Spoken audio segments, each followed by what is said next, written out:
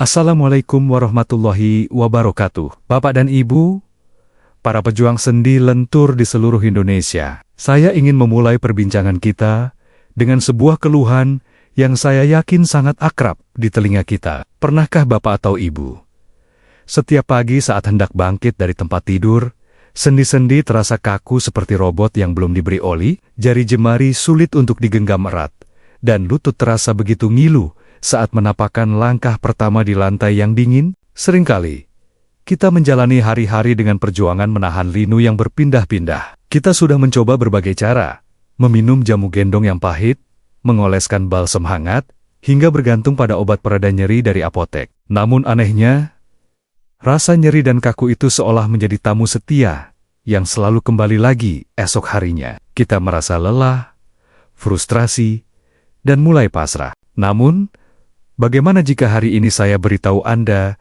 sebuah rahasia yang mengejutkan? Bagaimana jika musuh utama yang membuat api di dalam sendi kita terus berkobar dan sulit padam bukanlah cuaca dingin atau kelelahan semata, melainkan sesuatu yang kita taburkan sendiri dengan penuh kenikmatan ke dalam hampir setiap masakan kita setiap hari, yaitu garam. Selamat datang kembali di channel kesayangan kita, Sobat Sehat Penyakit Dalam.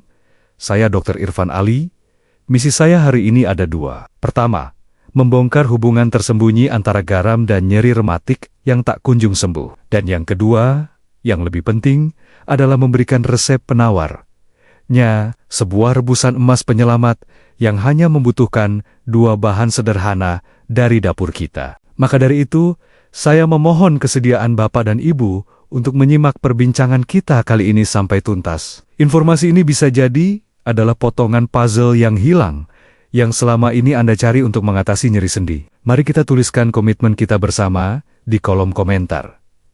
Saya mau sendi lentur. Ini adalah niat kita untuk bergerak lebih bebas dan hidup lebih nyaman. Untuk membuka wawasan kita, izinkan saya bercerita tentang Ibu Suminah. Seorang ibu tangguh berusia 69 tahun dari Madiun, Jawa Timur.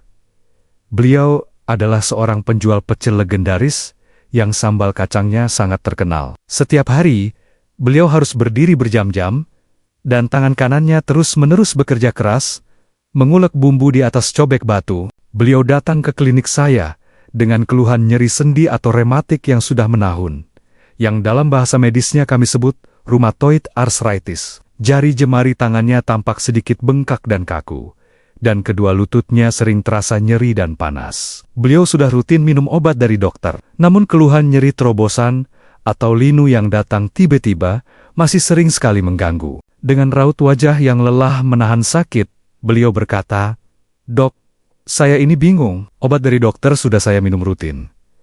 Jamu pahit pun saya telan. Tapi kenapa ya dok?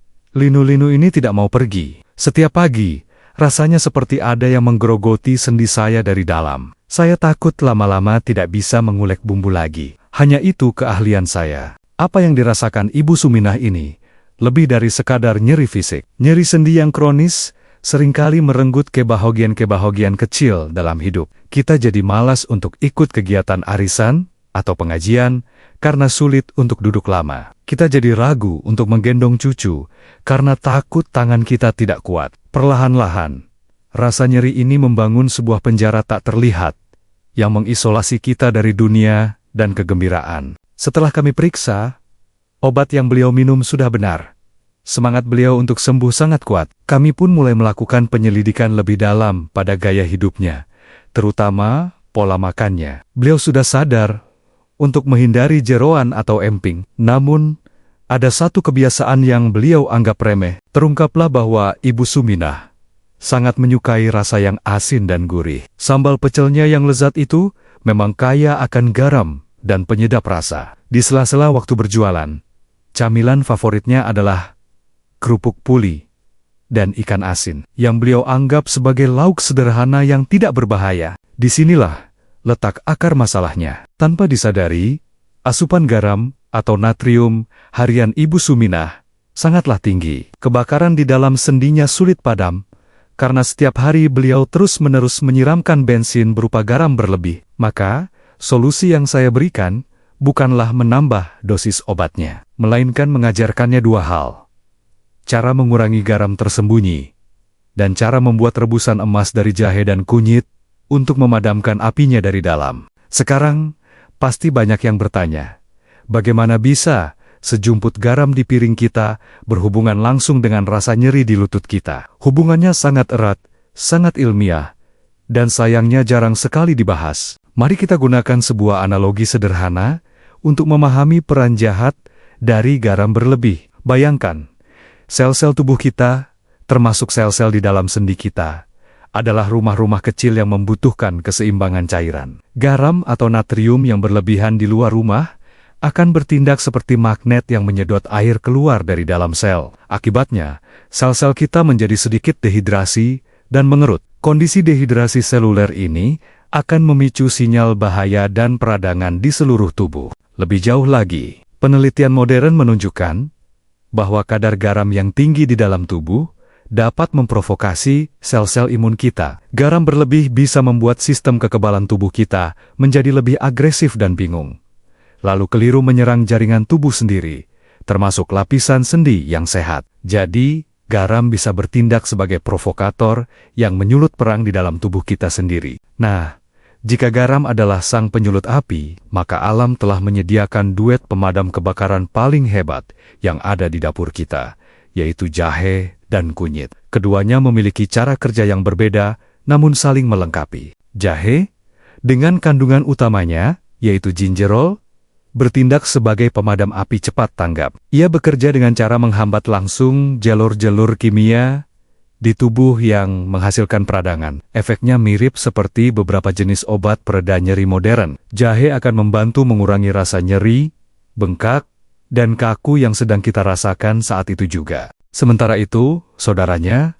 kunyit, dengan kandungan emasnya, yaitu kurcumin, bertindak sebagai pemadam api jangka panjang yang lebih strategis. Curcumin adalah antioksidan super kuat yang bekerja hingga ke tingkat sel. Ia seolah-olah masuk ke dalam ruang kontrol sel kita dan mematikan saklar utama yang memproduksi protein-protein penyebab peradangan kronis. Kunyit tidak hanya memadamkan api, tapi juga mencegah api baru muncul. Ketika kedua pahlawan rimpang ini kita satukan dalam sebuah rebusan hangat, maka terjadilah sebuah kerjasama tim yang sempurna. Jahe datang untuk meredakan gejalanya dengan cepat, memberikan kita kelegaan. Sementara itu, kunyit bekerja secara diam-diam di belakang layar untuk memperbaiki akar masalahnya, menenangkan sistem imun kita, dan menyembuhkan peradangannya secara perlahan namun pasti. Namun, ada satu lagi rahasia kecil untuk membuat duet ini menjadi lebih dahsyat, yaitu dengan menambahkan sejumput kecil lada hitam.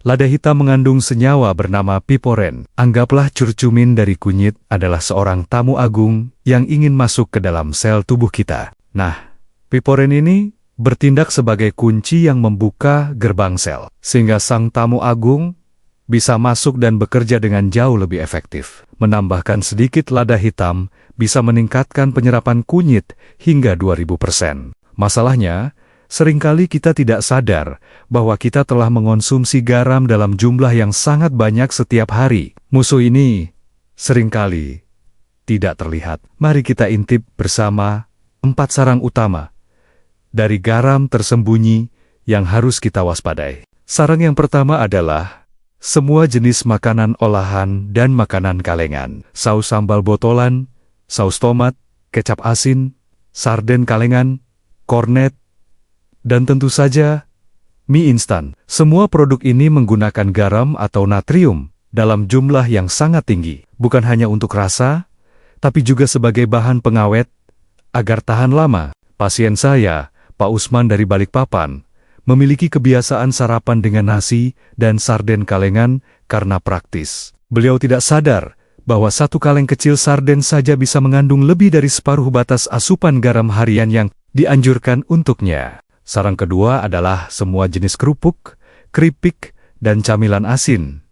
Makanan-makanan ringan ini ibarat spons garam. Meskipun terasa ringan di mulut, kandungan natrium di dalamnya seringkali sangat tinggi. Kita seringkali tidak bisa berhenti mengunyahnya, dan tanpa sadar telah menumpuk begitu banyak garam di dalam tubuh kita. Mbah Tarni dari Semarang memiliki kebiasaan menonton televisi di malam hari sambil menghabiskan sebungkus besar keripik kentang. Kebiasaan kecil yang beliau anggap sebagai hiburan ini ternyata menjadi salah satu kontributor utama yang membuat peradangan di dalam tubuhnya tidak kunjung mereda. Saran ketiga adalah bumbu bambu instan dan kaldu blok atau bubuk. Ini adalah jalan pintas di dapur yang seringkali merupakan jalan tol menuju asupan garam dan MSG berlebih. Rasa gurih instan yang dihasilkannya seringkali harus dibayar mahal oleh kesehatan sendi dan tekanan darah kita. Ibu Ratih, seorang wanita karir yang sibuk di Jakarta, sangat bergantung pada bumbu bambu instan untuk memasak sehari-hari. Nyeri sendi di pergelangan tangannya berangsur membaik setelah beliau mulai belajar kembali menggunakan bumbu bambu dapur alami seperti bawang, kemiri, dan rempah lainnya. Dan saran keempat adalah mekonen-mekonen yang diawetkan secara tradisional dengan garam. Contohnya seperti ikan asin, telur asin, maupun asinan sayur dan buah. Proses pengawetan ini melibatkan perendaman dalam larutan garam pekat dalam waktu yang lama, yang membuat kandungan natriumnya menjadi sangat tinggi. Kita kembali ke kisah Ibu Suminah. Kecintaannya pada ikan asin, sebagai lauk sederhana, ternyata adalah salah satu musuh tersembunyi bagi rematiknya. Lauk yang beliau anggap merakyat dan tidak berbahaya, justru menjadi sumber peradangan kronis baginya. Setelah kita mengenali musuh utama, dan di mana saja ia bersembunyi, sekarang saatnya kita siapkan pasukan penyelamatnya. Saya akan ajarkan cara membuat rebusan emas. Saya menyebutnya demikian, karena warnanya yang keemasan dan khasiatnya yang juga semurni emas. Instruksi pertama adalah menyiapkan bahannya. Sangat mudah. Cukup siapkan 1 ruas seukuran jempol jahe dan 1 ruas seukuran telunjuk kunyit. Pilihlah rimpang yang masih segar, padat, dan tua, karena kandungan zat aktifnya jauh lebih tinggi. Instruksi kedua adalah persiapannya. Cuci bersih kedua rimpang tersebut di bawah air mengalir. Sikat perlahan untuk menghilangkan sisa tanah. Bapak dan Ibu tidak perlu mengupas kulitnya. Cukup geprek atau memarkan keduanya menggunakan ulekan hingga sedikit pecah. Ini akan membantu melepaskan semua minyak dan saripati berkhasiatnya ke dalam air. Instruksi ketiga adalah proses perebusannya. Masukkan jahe dan kunyit yang sudah digeprek ke dalam panci. Tambahkan air bersih sebanyak 2 gelas. Rebuslah dengan api kecil, jangan api besar. Biarkan ia panas perlahan selama kurang lebih 15 menit. Tanda sudah cukup adalah saat airnya sudah berubah menjadi kuning keemasan dan aromanya yang khas sudah keluar. Instruksi keempat adalah cara meminumnya. Setelah direbus, saring airnya ke dalam cangkir. Waktu terbaik untuk meminumnya adalah 1 gelas selagi hangat di pagi hari. Sisa 1 gelasnya bisa Anda simpan di kulkas untuk dihangatkan dan diminum kembali di sore atau malam hari. Dan ingat, tambahkan sejumput kecil lada hitam bubuk untuk membantu penyerapan kunyit. Setelah Bapak dan Ibu meminum airnya, jangan langsung buang ampas jahe dan kunyitnya. Ampas ini masih sangat berharga. Tumbuk sisa ampas tersebut hingga sedikit lebih halus. Campurkan dengan sedikit minyak kelapa atau minyak zaitun, lalu gunakan sebagai param atau kompres hangat. Balurkan pada sendi-sendi yang sedang terasa nyeri dan bengkak. Ini adalah terapi ganda. Kita mengobatinya dari dalam dengan airnya, dan menenangkannya dari luar dengan ampasnya. Analogi positifnya adalah seperti ini. Meminum rebusan emas ini setiap hari, ibarat kita melakukan ritual pembersihan dan perbaikan untuk sendi-sendi kita. Uap hangatnya akan melancarkan peredaran darah, sementara zat aktif, gingerol dan curcumin akan masuk ke dalam untuk meminyaki engsel dan memadamkan karat peradangan. Dan ternyata, manfaat dari duet maut jahe dan kunyit ini tidak hanya akan berhenti di persendian kita saja. Ini adalah sebuah paket kesehatan menyeluruh. Manfaat tambahan pertama, rebusan ini sangat baik untuk meningkatkan kesehatan sistem pencernaan dan mengurangi gas atau kembung. Manfaat kedua, ia adalah peningkat sistem kekebalan tubuh yang ampuh. Manfaat ketiga, sangat baik untuk menjaga kesehatan otak, karena kunyit terbukti bisa membantu mencegah kepikunan. Manfaat keempat, membantu menjaga kesehatan jantung. Dan manfaat kelima, sebagai agen detoksifikasi alami bagi organ hati kita. Apalagi bagi kita yang tinggal di daerah dataran tinggi yang sejuk, seperti di puncak Bogor, di mana udara dingin seringkali membuat nyeri sendi terasa lebih parah. Segelas rebusan emas hangat di pagi hari bukan lagi sekadar obat, tapi menjadi sebuah kenikmatan. Ia bekerja seperti selimut hangat dari dalam, melawan rasa dingin yang menusuk tulang, dan menjaga sendi-sendi kita tetap nyaman sepanjang hari. Dukungan ilmiah untuk ini sangatlah banyak. Puluhan ribu penelitian telah dilakukan untuk kedua bahan ini. Jurnal medis bergengsi seperti Arthritis dan Rheumatology bahkan sering mempublikasikan studi yang menunjukkan efek dari curcumin, zat aktif kunyit, bisa sebanding dengan beberapa jenis obat anti rodong dalam mengurangi nyeri dan kaku pada pasien rematik, namun dengan efek samping yang jauh lebih minimal. Namun, kita juga harus tetap bijaksana. Ada beberapa kondisi alarm dari tubuh yang jika muncul, itu artinya masalah nyeri sendi Anda mungkin bukan rematik biasa dan membutuhkan pemeriksaan dokter segera. Tanda-tanda bahaya tersebut adalah: pertama, nyeri sendi yang disertai dengan demam tinggi atau munculnya ruam kemerahan di kulit. Kedua, jika sendi Anda tiba-tiba menjadi bengkak luar biasa, merah, dan tidak bisa digerakkan sama sekali. Ketiga, nyeri yang muncul setelah Anda mengalami cedera atau jatuh. Keempat, jika Anda sedang minum obat pengencer darah dosis tinggi, konsultasikan dulu dengan dokter. Dan kelima, jika timbul iritasi lambung yang parah setelah meminum rebusan ini. Kita telah sampai di penghujung perbincangan kita. Pesan kunci yang ingin saya titipkan adalah sebuah perbandingan. Biaya untuk membeli jahe dan kunyit selama 1 bulan penuh mungkin tidak seberapa. Bandingkan dengan biaya obat-obatan anti nyeri seumur hidup, atau bahkan biaya operasi penggantian sendi lutut yang bisa mencapai ratusan juta rupiah. Pilihan kini ada di tangan Bapak dan Ibu. Apakah kita akan terus-menerus menyiram bensin peradangan dengan garam berlebih, sambil berusaha memadamkannya dengan obat? Ataukah kita akan mulai hari ini memotong pasokan bensinnya, dan di saat yang sama, membantu memadamkan apinya dengan rebusan emas sederhana dari dapur kita? Sebagai penutup, saya punya satu permohonan tulus. Di luar sana, banyak sekali penderita rematik yang tidak tahu hubungan erat antara garam dan nyeri sendi yang mereka derita. Bagikan video ini kepada mereka. Satu share dari Anda bisa menjadi awal dari hari-hari tanpa nyeri bagi seseorang yang Anda sayangi. Jangan lupa untuk menekan tombol like jika informasi ini bermanfaat, dan subscribe agar kita bisa terus belajar bersama. Di video selanjutnya, kami dari Sobat Sehat Penyakit Dalam akan membahas tentang 3 jenis ikan air tawar lokal yang ternyata kandungan omega 3-nya tidak kalah hebat dengan ikan salmon yang mahal.